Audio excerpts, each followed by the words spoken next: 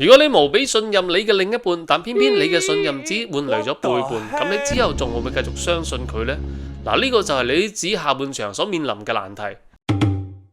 自從上次正式確立咗戀愛關係之後，哲平同李子就好似糖黐豆咁黐埋一齊。呢一日，哲平同李子正玩得火熱之際，一個陌生嘅阿伯入咗嚟。得啦，請問你係邊位啊？請問你叫咩名啊？邊個嚟啊？吓？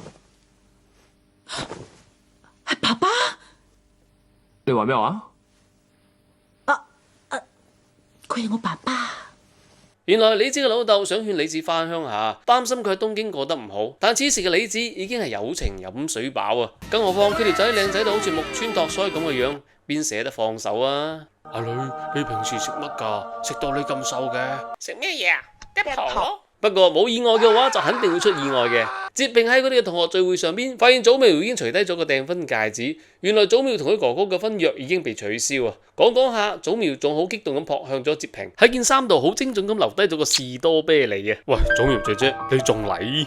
好死唔死，李子後嚟真係見到個唇印。於是佢就炸低喺個唇印個位置錫咗一啖。我喺你件衫度留低咗個唇印啊！其實李子呢個時候咧已經起咗疑心噶啦，但係幸福又卑微嘅佢選擇唔去追究真相，因為佢真係好擔心失去哲平啊。但係有時候真係越怕失去咧，就越容易失去。呢一日，祖苗又揾哲平傾心事啦，傾下，佢竟然表示我好中意你。哇，真係一杯純正嘅綠茶碧池啊！跟住哲平個渣男俾佢撩下，就情不自禁咁嘴咗上去，跟住又咁啱李子上埋嚟，仆街啊！你哋竟然，你唔好誤會啊！李子佢緊親條魚骨，我幫佢啜出嚟咋。李子即刻傷心逃離，而哲平呢，今次點解釋都冇用啦。李子返到鄉下，暫時逃離咗呢段感情。哲平打咗好多次電話俾佢，但係佢都唔聽。呢個時候又係李子嘅好姊妹衛理香出馬啦。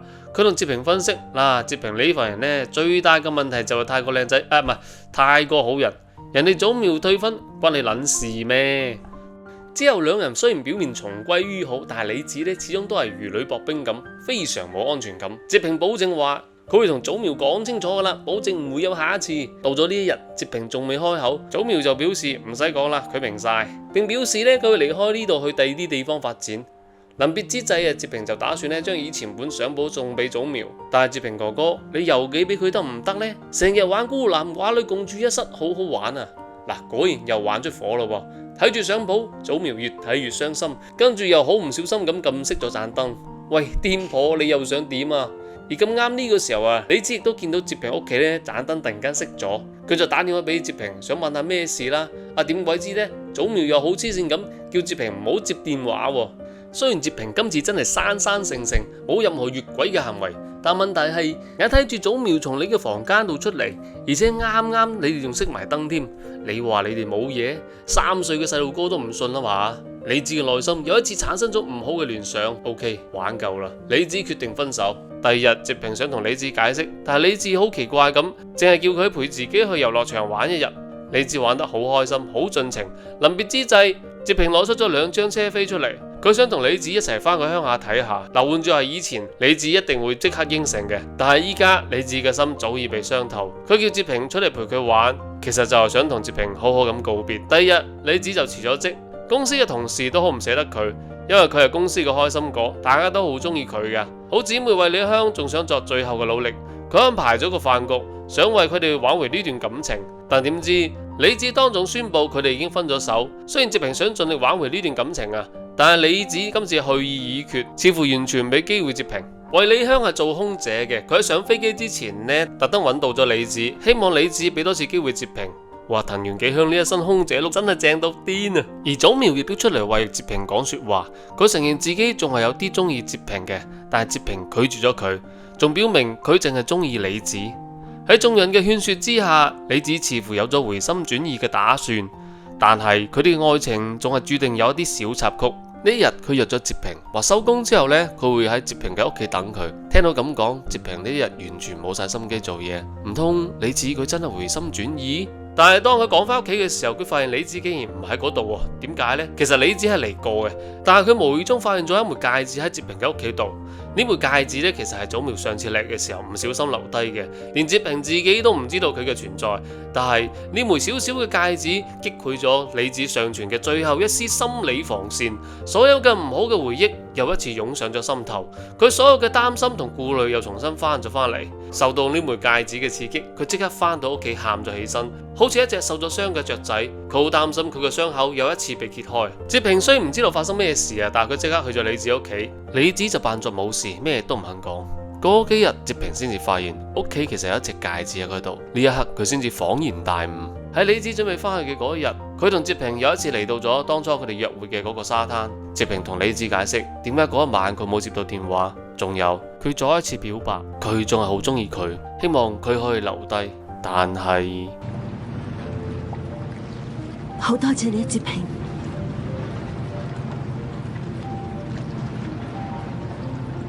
不過一切已經太遲。李子離開之後，哲平先發現自己嘅生活中處處都有佢嘅身影，可能真係失去咗先懂得珍惜。依家就算有其他美女嘅投懷送抱啊，佢都會令對方知道自己係有女朋友嘅。呢一日佢收到一個可怕嘅消息，李子要同人相睇啦，愛人結婚了，新郎不是我。唔得，佢即刻飛去李子嘅鄉下。而喺相睇嘅現場呢，李子覺得氣氛好尷尬啊，於是佢即興表演咗個魔術。但係呢種幼稚嘅魔術呢，只有哲平先會話好睇嘅啫。佢喺呢度表演完之後，氣氛更加尷尬。不過當李子望向窗外嘅時候，佢發現愛人正飛奔而來。哲平嘅不請自來啊，令到相睇現場中途腰斬啊。不過李子嘅屋企人呢，都冇責怪到哲平，反而係邀請咗佢去屋企坐。哲平嘅到達令到李子屋企人對佢非常之好奇。有一個住得好遠嘅姐姐，仲特登飛過嚟睇呢個未來嘅妹夫。大家好似狗仔隊咁問哲平：你中意李子啲咩呀？你係咪屋企嘅長子啊？等等之類一大堆嘅問題。好彩未來岳父呢喝住咗佢哋，如果唔係問到天光都未問完啊！李子同哲平講，哲平今日會嚟呢，佢覺得好開心。喺鄉下呢段時間，佢有好多嘅感悟。佢明白到因為愛情，佢差啲迷失咗自己。佢而家要做嘅就係學識做真正嘅自我。喺返東京之前，哲平要求李子帶佢去一個地方，就係李子曾經講嘅每10秒走一個流星嘅地方。佢要李子下個星期繼續喺度等佢。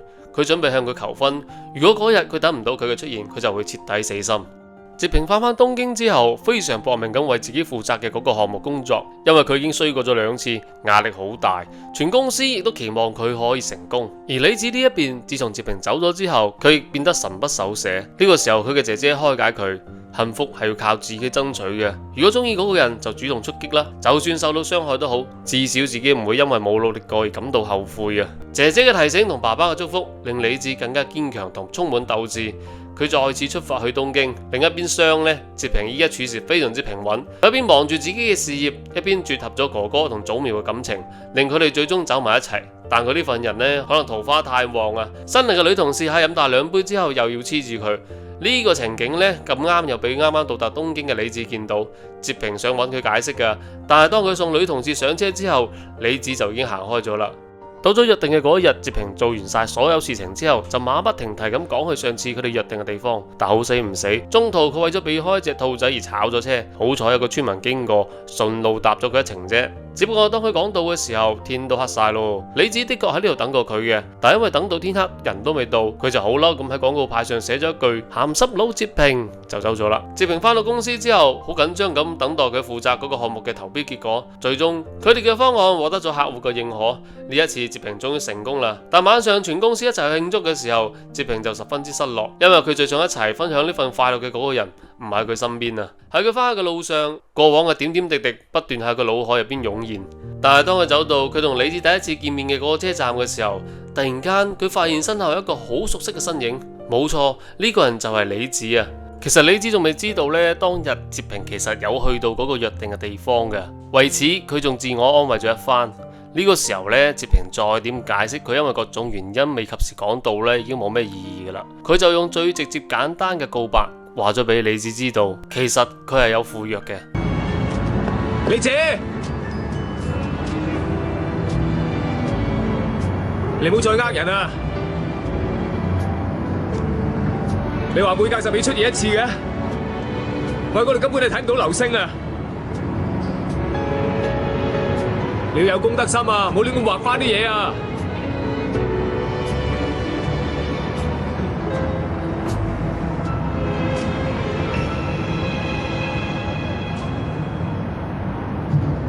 我點都唔會做柴皮老太婆噶，